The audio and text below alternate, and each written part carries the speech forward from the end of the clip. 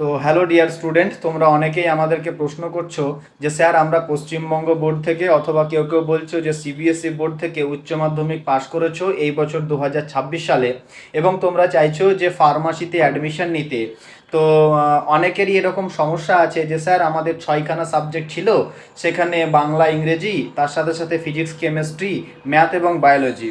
এবং আমরা ম্যাথে অনেকের হয়তো ব্যাক এসছে অথবা বায়োলজিতে ব্যাক এসছে।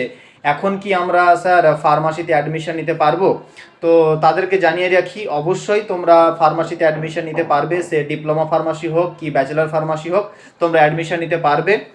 কারণ ফার্মাসিতে অ্যাডমিশন নেওয়ার জন্য পিসিবি অথবা পিসিএম এই দুটো স্ট্রিমের মধ্যে যে কোনো একটা স্ট্রিমে পাস থাকলেই হবে।